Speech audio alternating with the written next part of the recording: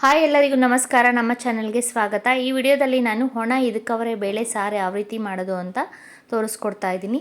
ಇದಕ್ಕೆ ನಾನಿಲ್ಲಿ ಅವರೆ ಬೇಳೆ ಸೀಸನಲ್ಲಿ ನಾವು ಇದಕ್ಕಿರೋ ಅವರೆ ಬೇಳೆನ ಚೆನ್ನಾಗಿ ಬಿಸಿಲಲ್ಲಿ ಒಣಗಿಸಿ ಇಟ್ಕೊಂಡಿರ್ತೀವಿ, ಸ್ಟೋರ್ ಮಾಡಿ ಇಟ್ಕೊಂಡಿರ್ತೀವಿ. ಸೊ ನಮಗೆ ತರಕಾರಿ ಏನೂ ಇಲ್ಲ ಅಂದಾಗ ಮನೆಯಲ್ಲಿ ಇದಕ್ಕವರೆ ಬೇಳೆ ಸಾರು ತಿನ್ನಬೇಕು ಅನಿಸಿದಾಗ ಈ ರೀತಿ ಇದಕ್ಕವರೆ ಬೇಳೆ ಸಾರನ್ನ ಮಾಡ್ಕೋಬೋದು. ಈ ಒಣ ಇದಕ್ಕವರೆ ಬೇಳೆನ ನಾವು 4ರಿಂದ 5 ಅವರ್ ಚೆನ್ನಾಗಿ ನೀರಲ್ಲಿ ನೆನೆಸಿಟ್ಕೋಬೇಕು. ನೀವು ಬೆಳಗ್ಗೆ ಮಾಡೋ ಆಗಿದ್ದರೆ ನೈಟೇ ನೆನೆಸಿಟ್ಕೊಬಿಡಿ. ನೆನೆಸಿಟ್ಕೊಂಡ್ರೆ ಟೇಸ್ಟು ತುಂಬ ಚೆನ್ನಾಗಿರುತ್ತೆ ಮತ್ತು ಬೇಗ ಬೇಯುತ್ತೆ, ಇಲ್ಲಾಂದರೆ ಬೇಗ ಬೇಯಲ್ಲ.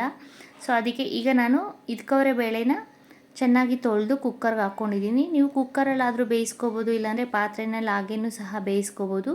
ಬೇಳೆ ಬೇಯಷ್ಟು ನೀರು ಹಾಕ್ಕೊಂಡು ರುಚಿಗೆ ತಕ್ಕಷ್ಟು ಉಪ್ಪು ಹಾಕಿ ಕುಕ್ಕರ್ ಮುಚ್ಚಳ ಹಾಕಿ 1ರಿಂದ 2 ವಿಷಿಲ್ ಕೂಗಿಸ್ಕೊಳ್ಳಿ. 1 ವಿಷಿಲ್ ಕೂಗಿಸಿದ್ರೆ ಸಾಕು, ಚೆನ್ನಾಗಿ ಬೆಂದ್ಬಿಡುತ್ತೆ. ನಾವು ಪಾತ್ರೆಯಲ್ಲೂ ಸಹ ಹಾಗೇನೂ ಸಹ ಬೇಯಿಸ್ಕೊಬೋದು, ಅಂದರೆ ಸ್ವಲ್ಪ ಟೈಮ್ ತೊಗೊಳುತ್ತಷ್ಟೇ. ಈಗ ಸ್ಟವ್ ಹಚ್ಚಿ ಬಾಣಲಿ ಇಟ್ಕೊಳ್ಳಿ. ಬಾಣಲಿ ಇಟ್ಕೊಂಡು ಮಸಾಲೆಗೆ ರೆಡಿ ಮಾಡ್ಕೊಳ್ಳಿ. ಬೇಳೆ ಬೇಯೋಷ್ಟರಲ್ಲಿ ಇಲ್ಲಿ ನಾನು 1 ಸ್ಪೂನ್ ಆಗೋಷ್ಟು ಎಣ್ಣೆ ಹಾಕ್ಕೊಂಡಿದ್ದೀನಿ. ಎಣ್ಣೆ ಬಿಸಿ ಆದಮೇಲೆ ಇದಕ್ಕೆ ನಾನಿಲ್ಲಿ 1 ಈರುಳ್ಳಿ ತೊಗೊಂಡಿದ್ದೀನಿ ಚಿಕ್ಕದು, 1 ಬೆಳ್ಳುಳ್ಳಿನ ಸುಲಿದು ಹಾಕ್ಕೋತಾ ಇದ್ದೀನಿ. ಬೆಳ್ಳುಳ್ಳಿ ಮತ್ತು ಈರುಳ್ಳಿನ ಫ್ರೈ ಮಾಡ್ಕೋಬೇಕು ಒಂದು ಸ್ವಲ್ಪ ಹೊತ್ತು.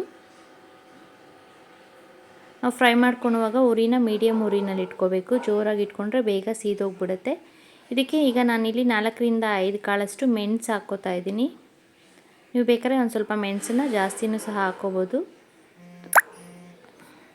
ಇಲ್ಲಿ ನಾನು 1 ಸ್ಪೂನ್ ಆಗೋಷ್ಟು ಜೀರಿಗೆ ಹಾಕ್ಕೋತಾ ಇದ್ದೀನಿ. ಜೀರಿಗೆ ಹಾಕೋದ್ರಿಂದ ಟೇಸ್ಟು ತುಂಬ ಚೆನ್ನಾಗಿರುತ್ತೆ ಮತ್ತು ಜೀರ್ಣಶಕ್ತಿಗೂ ತುಂಬ ಒಳ್ಳೆಯದು.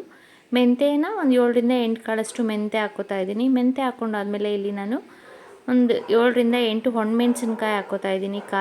ಖಾರಕ್ಕೆ ನಾವು ನೋಡಿಕೊಂಡು ಎಷ್ಟು ಬೇಕೋ ಅಷ್ಟು ಒಣಮೆಣಸಿನ್ಕಾಯಿನ ಹಾಕ್ಕೋಬೇಕು.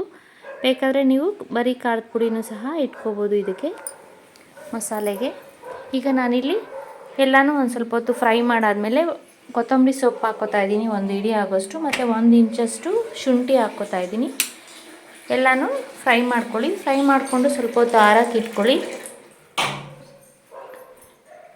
ಈಗ ಸ್ಟವ್ ಆಫ್ ಮಾಡಿ ಮಿಕ್ಸಿ ಜಾರ್ ತೊಗೊಂಡು ಇಲ್ಲಿ ನಾನು ಒಂದು 1/4 ಚಿಪ್ಪಷ್ಟು ಹಸಿ ಕೊಬ್ಬರಿ ತೊಗೊಂಡಿದ್ದೀನಿ. ಹಸಿ ಕೊಬ್ಬರಿನ ಈ ರೀತಿ ಸಣ್ಣದಾಗಿ ಹೆಚ್ಚಿ ಹಾಕ್ಕೋತಾ ಇದ್ದೀನಿ ಮಿಕ್ಸಿ ಜಾರ್ಗೆ. ಈ ರೀತಿ ಕಟ್ ಮಾಡಿ ಹಾಕ್ಕೊಳ್ಳೋದ್ರಿಂದ ಬೇಗ ನುಣ್ಣಕ್ಕಾಗುತ್ತೆ ಅಂತ ನಾನು ಈ ರೀತಿ ಕಟ್ ಮಾಡಿ ಹಾಕ್ಕೊಂಡಿದ್ದೀನಿ. ಈಗ ನೋಡಿ, ನಾವು ಮಸಾಲೆ ಹುರಿದಿಟ್ಕೊಂಡಿದ್ದೀವಲ್ಲ ಅದನ್ನೆಲ್ಲ ಇದಕ್ಕೆ ಮಿಕ್ಸಿ ಜಾರ್ಗೆ ಹಾಕ್ಕೋತಾ ಇದ್ದೀನಿ.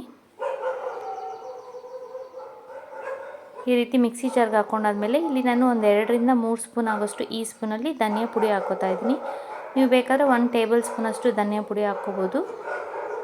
ನಾನು ಚಿಕ್ಕ ಸ್ಪೂನ್ ಆಗಿರೋದ್ರಿಂದ ಒಂದು 3 ಸ್ಪೂನ್ ಧನಿಯಾ ಪುಡಿ ಹಾಕ್ಕೊಂಡು ನುಣ್ಣಕ್ಕೆ ರುಬ್ಕೋಬೇಕು. ಈಗ ಸ್ಟವ್ ಹಚ್ಚಿ ನಾನಿಲ್ಲಿ ಒಂದು ಪಾತ್ರೆ ಇಟ್ಕೋತಾ ಇದ್ದೀನಿ. ಪಾತ್ರೆ ಇಟ್ಕೊಂಡು ನೋಡಿ, ನಾವು ಆಲ್ರೆಡಿ ಇದಕ್ಕವರೆ ಬೇಳೆನ ಬೇಯಕ್ಕೆ ಇಟ್ಟಿದ್ವಲ್ಲ ಅದು ಬೆಂದಿದೆಯಾ ಇಲ್ವಾ ಅಂತ ಚೆಕ್ ಮಾಡ್ಕೋತಾ ಇದ್ದೀನಿ. ನೋಡಿ, ಬೇಳೆ ಬೆಂದಿದೆ, ನುಣ್ಣಕ್ಕಾಗಿದೆ. ಇದನ್ನು ಈಗ ಪಾತ್ರೆಗೆ ಹಾಕ್ಕೋತಾ ಇದ್ದೀನಿ. ಪಾತ್ರೆಗೆ ಹಾಕ್ಕೊಂಡು ಈಗ ನಾನು ರುಬ್ಬಿಟ್ಕೊಂಡಿರೋ ಮಸಾಲೆನ ಹಾಕ್ಕೋತಾ ಇದ್ದೀನಿ. ನೋಡಿ, ಮಸಾಲೆ ನುಣ್ಣಕ್ಕೆ ರುಬ್ಕೋಬೇಕು. ರುಬ್ಕೊಂಡಿರೋ ಮಸಾಲೆನ ಬೇಳೆಗೆ ಹಾಕಿ ಮಿಕ್ಸ್ ಮಾಡ್ಕೋತಾ ಇದ್ದೀನಿ.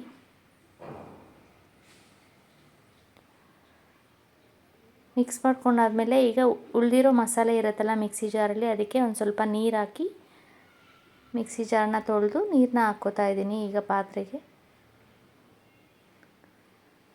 ಮಿಕ್ಸ್ ಮಾಡ್ಕೊಂಡು ನೋಡಿಕೊಂಡು ನಮಗೆ ನೀರು ಎಷ್ಟು ಬೇಕೋ ಅಷ್ಟು ನಾವು ಹಾಕ್ಕೋಬೇಕು. ಇಲ್ಲಿ ನಾನು ರುಚಿಗೆ ತಕ್ಕಷ್ಟು ಉಪ್ಪು ಹಾಕ್ಕೋತಾ ಇದ್ದೀನಿ. ನಾವು ಬೇಳೆ ಬೇಯಕ್ಕೆ ಆಲ್ರೆಡಿ ಒಂದು ಸ್ವಲ್ಪ ಉಪ್ಪು ಹಾಕಿರೋದ್ರಿಂದ ನೋಡಿಕೊಂಡು ಸ್ವಲ್ಪ ಹಾಕ್ಕೋಬೇಕು. ಈಗ ನಾನಿಲ್ಲಿ 1 ಆಲೂಗಡ್ಡೆನ ಸಣ್ಣದಾಗಿ ಹೆಚ್ಚಿ ಹಾಕ್ಕೋತಾ ಇದ್ದೀನಿ. ಈಗ ಆಲೂಗಡ್ಡೆ ಬೇಯಬೇಕು, ಒಂದು 5ರಿಂದ 10 ನಿಮಿಷ ಚೆನ್ನಾಗಿ ಬೇಯಬೇಕು. ಆಲೂಗಡ್ಡೆ ಬೇಯೋವರೆಗೂ ಚೆನ್ನಾಗಿ ಕುದಿಸ್ಕೊಳ್ಳಿ. ಆಲೂಗಡ್ಡೆ ಬೇಗ ಬೇಯೋದ್ರಿಂದ ಇಲ್ಲಿ ನಾನು ಲಾಸ್ಟಲ್ಲಿ ಹಾಕ್ಕೋತಾ ಇದ್ದೀನಿ. ನೀವು ಬೇಕಾದ್ರೆ ಇದಕ್ಕೆ ಒಂದು ಬದನೆಕಾಯಿ ಸಹ ಹಾಕ್ಕೋಬೋದು, ಟೇಸ್ಟ್ ಇನ್ನೂ ಚೆನ್ನಾಗಿರುತ್ತೆ. ನಾವು ಬದನೆಕಾಯಿ ಆಲೂಗಡ್ಡೆನ ಯಾವಾಗ್ಲೂ ಮಸಾಲೆ ರುಬ್ಬಿ ಹಾಕ್ತೀವಲ್ಲ ಆಗ ಹಾಕ್ಕೊಂಡ್ರೆ ಅದ್ರ ಜೊತೆ ಮಸಾಲೆ ಜೊತೆ ಚೆನ್ನಾಗಿ ಬೇಗ ಬೆಂದ್ಬಿಡುತ್ತೆ. ಈಗ ನಾನಿಲ್ಲಿ ಆವಾಗಲೇ ಮಸಾಲೆ ಹುರ್ಕೊಂಡಿದ್ವಲ್ಲ ಅದೇ ಬಾಣಲಿನಲ್ಲಿ ಒಗ್ಗರಣೆ ಹಾಕಿ ಸಾಂಬಾರಿಗೆ ಹಾಕ್ಕೋತಾ ಇದ್ದೀನಿ. ನೋಡಿ, ಈಗ ಇದಕ್ಕವರೆ ಬೇಳೆ ಸಾಂಬಾರು ರೆಡಿಯಾಗಿದೆ, ಒಣ ಇದಕ್ಕವರೆ ಬೇಳೆ ಸಾರು. ನೋಡಿ, ಬಾಣಲಿನಲ್ಲಿ ಸ್ವಲ್ಪ ಮಸಾಲೆ ಇದೆಯಲ್ಲ ಅದಕ್ಕೆ ಒಂದು ಸ್ವಲ್ಪ ನೀರು ಹಾಕಿ ಈ ರೀತಿ ತೊಳೆದು ನಾನು ಪಾತ್ರೆಗೆ ಹಾಕ್ಕೋತಾ ಇದ್ದೀನಿ. ಇದನ್ನು ಈಗ ಇನ್ನೊಂದು 2 ನಿಮಿಷ ಚೆನ್ನಾಗಿ ಕುದಿಸ್ಕೊಂಡ್ರೆ ಸಾಂಬಾರು ರೆಡಿ ಆಗುತ್ತೆ. ನಾವು ಆಲ್ರೆಡಿ ಆಲೂಗಡ್ಡೆ ಹಾಕಿರೋದ್ರಿಂದ ಆಲೂಗಡ್ಡೆ ಬೆಂದಿದೆಯಾ ಇಲ್ಲ ಅಂತ ಒಂದ್ಸರಿ ಚೆಕ್ ಮಾಡ್ಕೊಳ್ಳಿ.